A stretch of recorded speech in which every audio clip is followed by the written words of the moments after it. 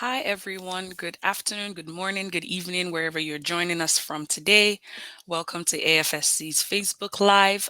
Today, we're having a special session where I, Peniel, will be discussing and sharing with you reflections from my recent trip to Glasgow to join the Conference of Parties 26 on climate change.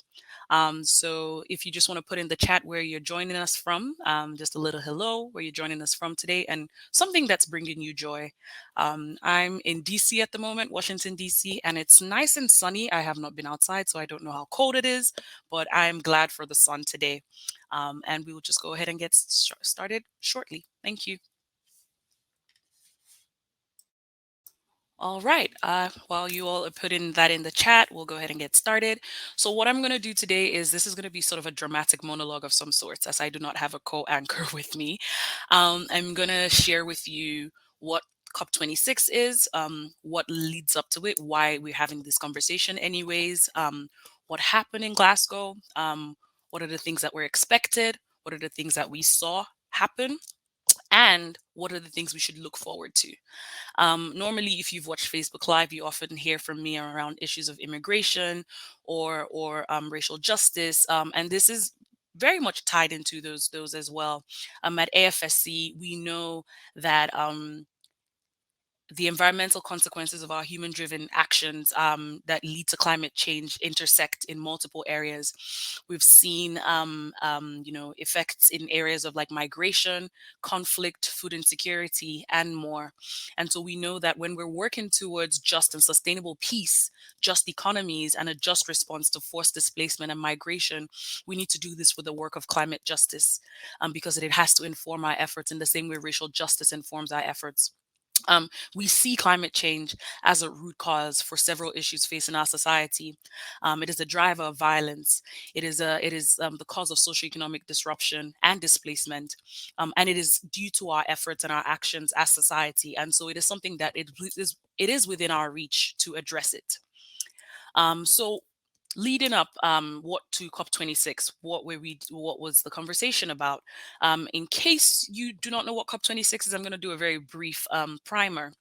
So, COP26, also known as the Conference of Parties, is convened by the United Nations, their framework on climate change. And this is a space where, world leaders, elected officials, experts, scientists, activists, civil society observers, state and non state observers as well, come together to talk about climate change and talk about our global response to climate change. And so, in this space, every year, all these folks come together in a different country, and they assess the progress or lack of progress really on how we as a society, a global society, are addressing climate change. In these spaces, they talk about, the updates to commitments made in things like the Kyoto Protocol that was, agreed on in 1997, or the Paris Agreement of 2015. The COP26 is a space for stakeholders to really take a deep dive to say, what have we done, what are we doing, and what do we still need to do. It is hosted every year. So COP26, as the name says, was the 26th year of this gathering, and it happened in Glasgow, Scotland, and I was fortunate to attend this space alongside Black and Indigenous climate leaders from the United States, under the Movement for Black Lives, Red, Black, and Green New Deal delegation, as well as the Gulf South for Green New Deal delegation. And so these are individuals who are at the front lines, particularly in the Gulf South of the United States, whose communities are seeing climate change and have been seeing climate change negatively impact them. And so it was such a pleasure, and such an honor of mine to be alongside these folks as they were in Glasgow, in these spaces talking about what climate change looks like right now and what actions we need to see. So, you in the months leading up to COP26, people on every continent felt the visceral impacts of change in climate at just 1.1 degrees Celsius of global warming. We saw floods, we saw wildfires, we saw storms, we saw heat waves.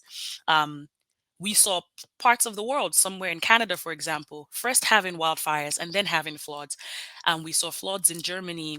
We had people, unfortunately, agricultural workers pass away because they were forced to work in heat wave conditions that were not that were not good for their livelihoods. And so, with all of this, it was once again on our doorstep that the climate crisis is now. It's not something in the future. It's something that we need to be addressing now. And so we were hoping that in this in COP26, right, that there will be conversations that will finally come to terms with the fact that we cannot wait any longer. And every action that needed to have been taken 30 years ago needs to be taken now. Every promise, every pledge that was made by countries needs to be worked upon now. Um, we are at 2.7 degrees Celsius. If we had all the money to do what we wanted to do, if we had all the money that countries had pledged towards climate change, if we did nothing at all, according to scientists, we will hit 3.7 degrees Celsius by the year 2100. It is still catastrophic to think that if we did nothing at all and we just continued business as usual, we would be at 3.7 Celsius. Right now, we're at 1.1, and look at how chaotic things are. Um, but 5 years ago, five COPs ago, if we continued business as usual, we would have been at 4.8. And so I say this to say that it is not good news that, we're not as bad, because things are still bad. But it is important to remember that every little effort counts in this goal towards addressing climate change, in this goal towards achieving climate justice, because it's more than just addressing climate change for us here at AFSC and for like-minded partners. It is achieving climate justice. Um, and so that means we cannot fall into the space of doomism, where we're thinking all is lost, the sky is falling, we can't do anything. But to say, even when we fall short, we need to pick ourselves up and say, let's try again.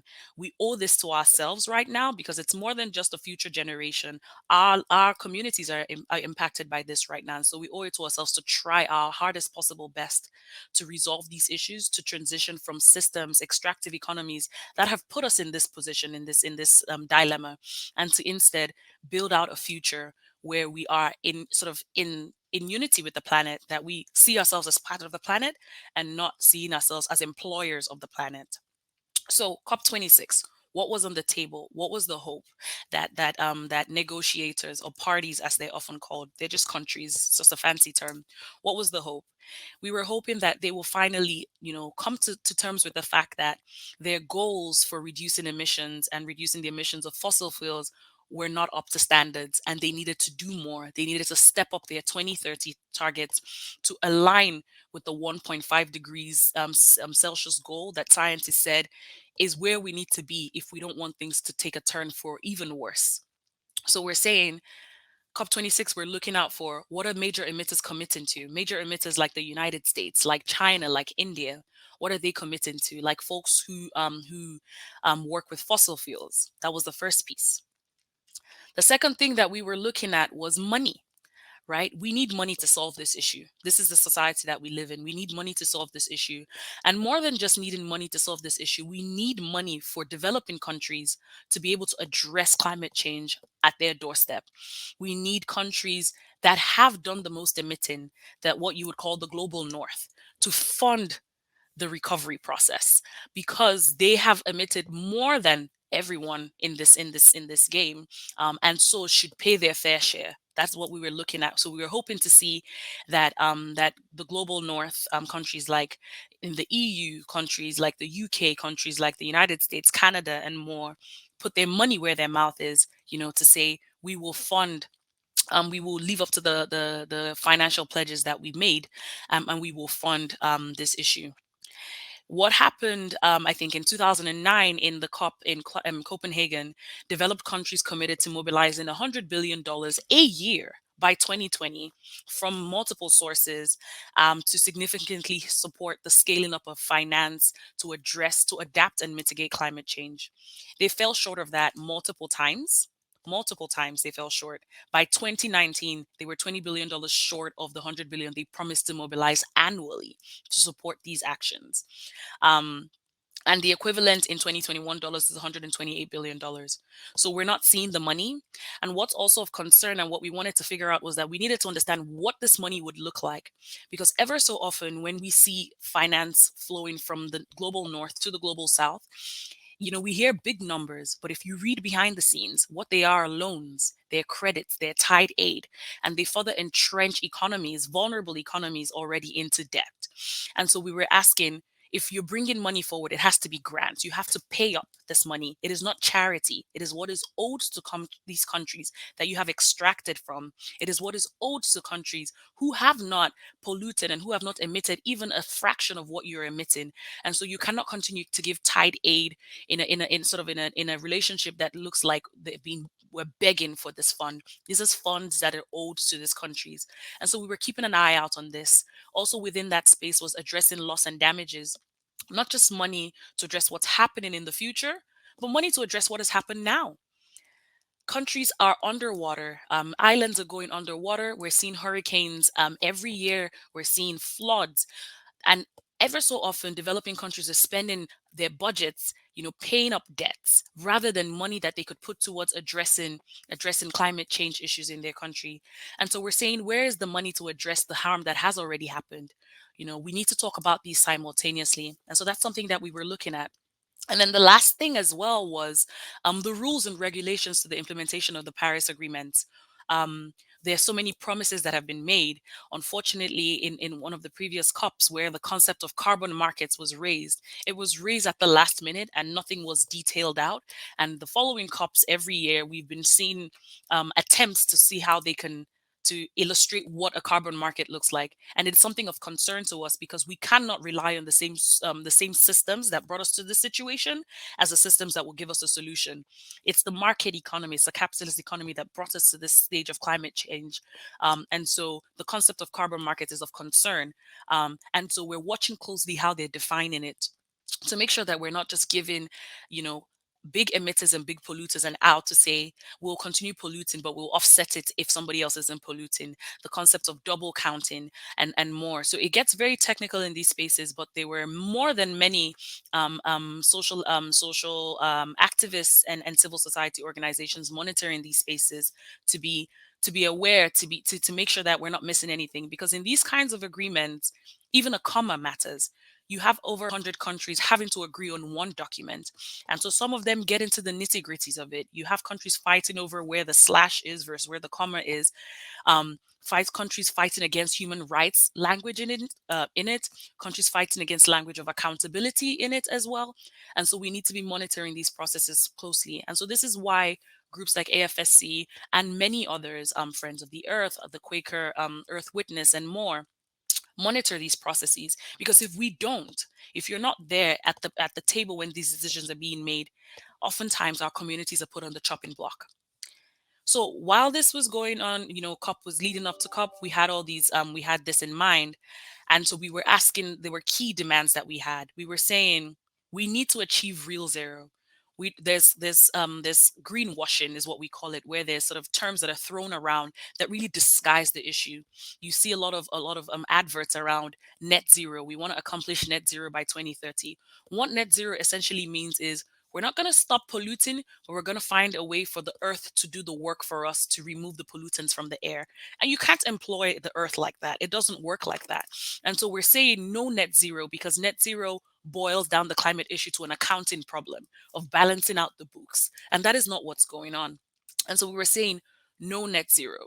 We're saying we want to make sure that this transition from a fossil fuel economy actually addresses the concerns of our communities, of Black communities, of communities of color, of immigrant communities, of women, because there's gender justice and climate justice as well. The global South in particular, we cannot transition and leave the global South behind. We cannot transition and once again exploit the global South's resources as well. And the last piece is climate reparations, redistributing resources back to the communities that have been exploited, indigenous communities, African communities, island nations, to say, cancel their debts. You cannot keep asking them to pay off debts and then loaning them more money to cover and to repair problems that you caused in the first place. So that was something that we were demanding in these conversations. Essentially, some of this was addressed, a lot of it wasn't. COP26 actually went on to be the sixth longest COP on record. They finally got things together in the midnight hour of actually the day after of when COP was essentially supposed to end. Some agreements were made, and I will just run through these really quickly.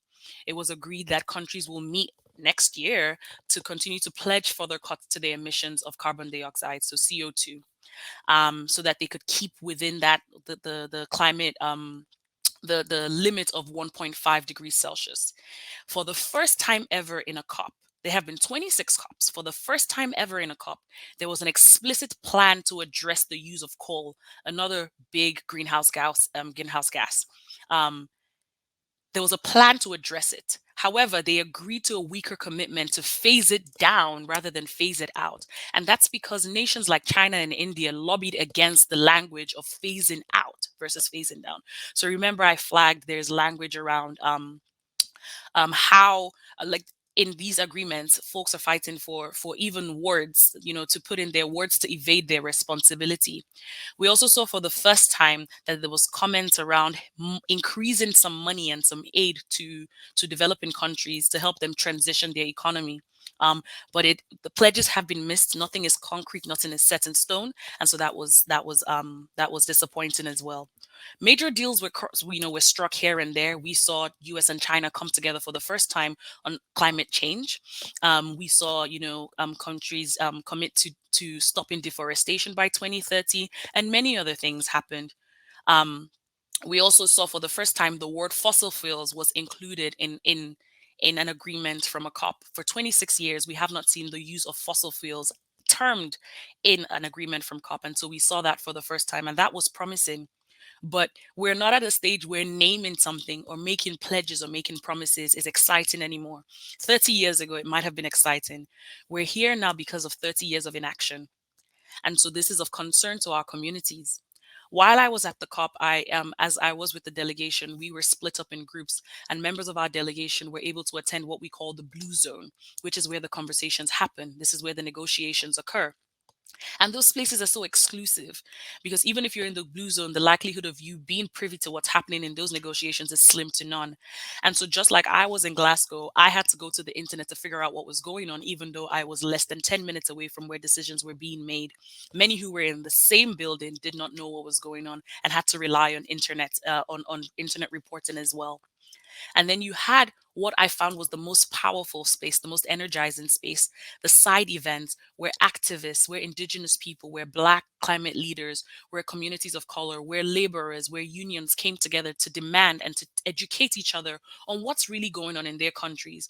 What they were saying there was, I know my elected official and my negotiators are saying something different in those rooms, but I want you to really understand what's happening in my country and what we're doing to take back our land and what we're doing to make sure that we do not compromise our future and our present. And those were the spaces that were really impactful.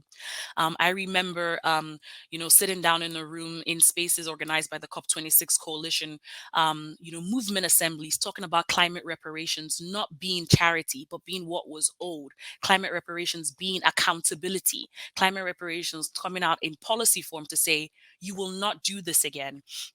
Learning about the fact that there are many countries that are falling under debt trying to address climate change. And if we don't look at debt cancellation as part of climate justice, we lose many in this fight. We were hearing from indigenous groups who are taking back their land, who are suing government. Unfortunately, we're also hearing of corporations who are suing governments as well. And so there is so much going on in this climate space that I could talk about for hours. um, but what is important to note is that for every individual, it starts for you at the local level. Um, you know, you can read through these documents. You can bog yourself down on language that was written from these spaces. But what is important to remember is that the true work doesn't happen in those rooms, but it happens outside, and how we hold our members of Congress accountable, how we hold our governments accountable. Because it was one thing to have President Biden, as someone who lives in the United States, talking about the US being a key supporter and a key leader in addressing climate change. But on the other hand, we're seeing that they're opening leasing for fossil fuels still. They're still selling, they're still encouraging the use of fossil fuels. We're still paying $700 billion towards military efforts when we know that the United States military is one of the largest polluters in the world, comparable to over 140 countries combined. And so these are the questions that we're asking. What are our elected officials saying when they're in COP, but what are they actually doing? And that's where you come in. That is the most important piece for you, to know and ask yourself, what is my government saying? What was promised when they were at COP? Because there were some big promises that were made.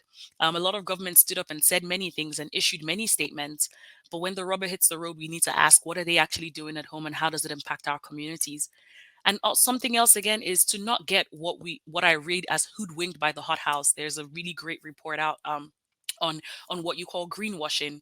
So when they put forward what they call technology, advanced technology, to figure out how to remove carbon from the air, how to remove these pollutants from the air, these technologies are unproven, and we cannot hinge our future on technology that we do not know that works.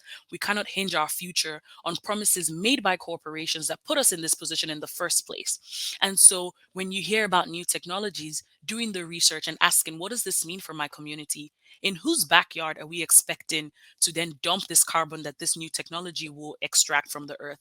What kind of earth are we asking to employ? Is it a forest in Brazil? Is it the forest in Nigeria? Is it the forests in Chile that we're saying will be the carbon sequester? And what happens to the indigenous communities, for example, in those forests, who call that place home, who own that land? What happens to them when the government sets their sights on that land as a place where they can use to sort of cover their fossil fuel crimes? And so I would just close us out with saying, there's so much on the internet you can read about COP26. It was like drinking from a fire hose, to be honest with you. But what was most important for me was in the solidarity and in the place where people were willing to teach and educate, where I was willing to learn and understand from other climate activists and leaders and advocates and directly impacted communities on the work that's going on. And I think that's where we need to celebrate our efforts, that we can only do this work together, because unfortunately the earth is not divided into zip codes and zones. Whatever happens in one place will affect the other. So I'm going to close out my soapbox speech here and open up for any questions you might have. And I'm just going to turn off camera a little bit to see if there are any questions in the chat, so that we can hear from you all if there's anything that you're concerned about, anything that you've read, maybe that I can elaborate a little bit upon.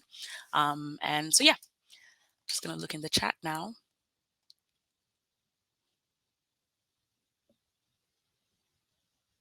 I see a question from Keith. Hi, Keith.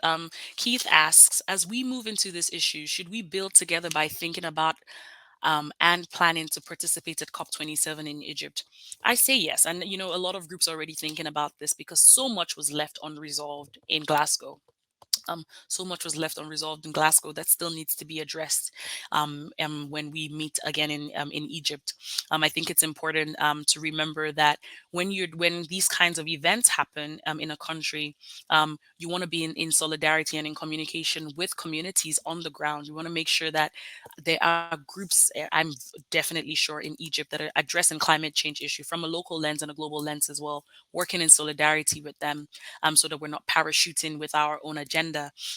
You also need to keep in mind the kinds of governments and civil society spaces that exist within countries, the level of freedom to move, to mobilize, to protest, as we saw in Glasgow, might be very different in Egypt, as it was different in Chile and in other spaces where COP has happened. And so each country, the reality is each country that hosts COP, kind of determines the way things go and the kind of energy that is in that space and the kind of support that is given to civil society groups and activist groups to raise their voices and to hold their governments accountable.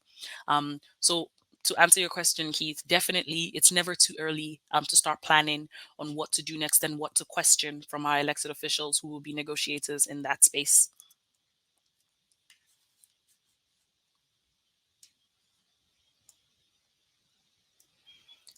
We still have room for questions. If you have any questions, you can ask.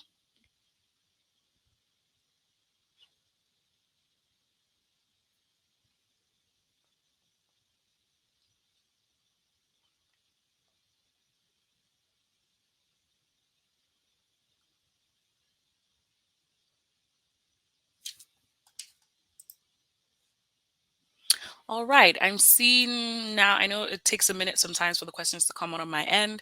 I'm seeing now that there are no questions. So what we're going to do is we're going to play two videos for you. And so the first video, as I shared, that I was in Glasgow with other Black and Indigenous climate leaders, and we were fortunate to speak at the rally of over 100,000 people in Glasgow with echo actions around the world. And we're able to bring our stories and share on that stage with 100,000 people, our call to action. And so we'll watch that video. And then we will also watch the We'll also watch a short video that I shared with our Quaker siblings in England as well. But before we go to the video, see we have another question here by my mom, by the way. I happened to listen to an Indigenous peoples activist attending a climate and health equity conference in Belgium, and that was insightful. Could you say more on that? And so I think the question here is around when we talk about climate justice, we talk about health equity. Um, in COP26, one of the side events I attended was talking about labor unions and workers, folks who work at the front line, what you call the front line to the fence line. And the conversation there was around health, where the reason why they built solidarity with unions and why they started to see eye to eye, where it was not about your call for a transition economy threatens my livelihood, but was that whatever it is that workers are facing in the front line, whatever materials, whatever minerals they come in contact with that jeopardize their health, they are sort of the test, unfortunately, guinea pigs about this. And so we know that pollutants do not help our health. We know that for Black communities, for example, our communities are often used as dumping sites for pollutants, and that affects our health. And in many places, the effects of climate change we see first in the health of the community before we see in the environmental changes. And so we need to look at that as well. We need to look at what, if we don't have a good public health system, then we're not able to know when something is affecting a community because people put off accessing healthcare. And so we don't know that they are, responding negatively to a pollutant or a mineral that they were working with at this factory or this dumping site that affected their community. That is also something else. There also the amount of money we spend and subsidize on the systems and industries that pollute and continue to further emit greenhouse gases means that we're spending less money on fossil fuels. It's also a divest invest issue where if we're spending more money subsidizing fossil fuels, you are not subsidizing healthcare. If we're spending more money subsidizing the military, who's the biggest emitter, we're not subsidizing healthcare. And so we need to think about it in that lens as well. So that's just a brief answer to say yes, health equity, gender equity, and more are part of the climate justice fight. So in the interest of time, we'll just go straight to our videos and then we'll close out from there. My name is Yvette Arellano, and my home, I'm the founder of Fenceline Watch, and my home is home to the largest petrochemical complex in our country.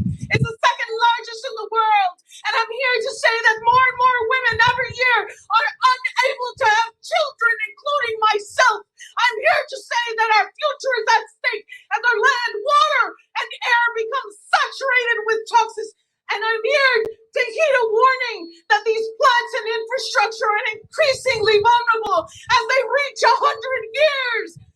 With an impending climate crisis and uncertain times, we must fight for our collective struggle from leadership of women of color.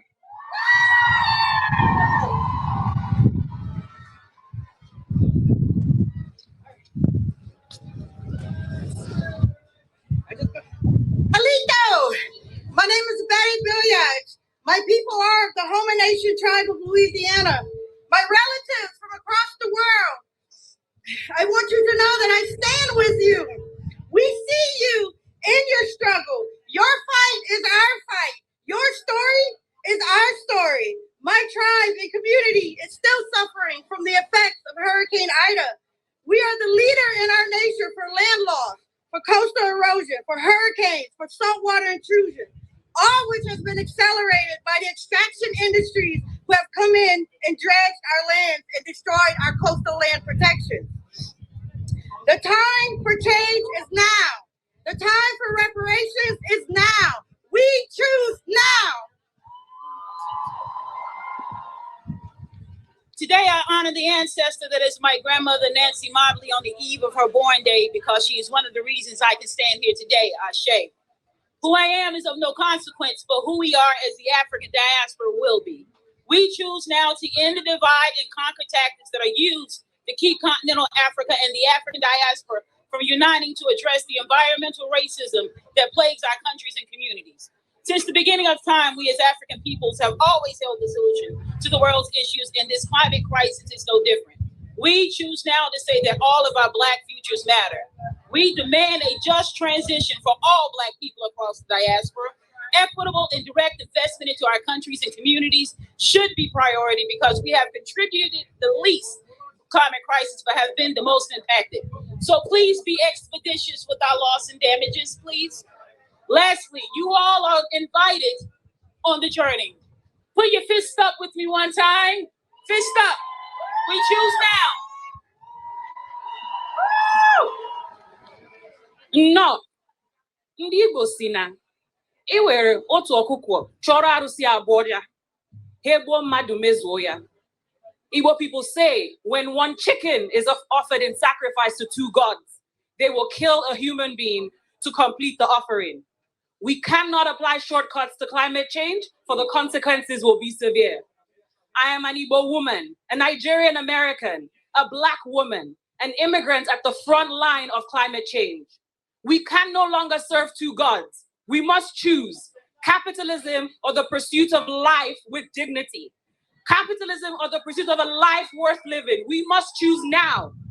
Our houses are on fire and we can no longer wait for action. Our so-called world leaders want to tell us how to run to safety. Climate justice is migrant justice. It is the right to leave and the right to stay where you call home. We remember today the Haitian migrants who were abused at the US southern border for fleeing a hurricane, an earthquake, and a political crisis due to many actions by the global north. We choose now to fight for the dignity of all. We choose now to make a choice because if we do not make a choice now, it is a death sentence. We will not be sacrificed between two gods. Thank you. Please follow us in the chant. The seas are rising and so are we. The seas are rising. The seas are rising. The seas are rising. The seas are rising. The seas are rising. That is the chant from the Gulf South of the United States. 5 states coming together to say that indigenous communities and members of the Gulf South will not be removed from the conversation of climate action. Thank you.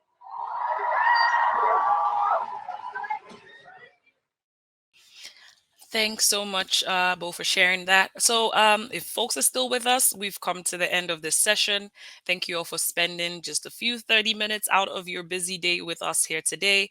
AFSC will continue to do this work and continue to stand in solidarity with communities that are affected in advancing policy and other initiatives to address climate change towards a lens of climate justice. And so we ask you to join us. We'll put in the chat how you can get involved and stay up to date with our resources as we put them out and any efforts that we are pushing forward to address climate change and to push forward with climate justice.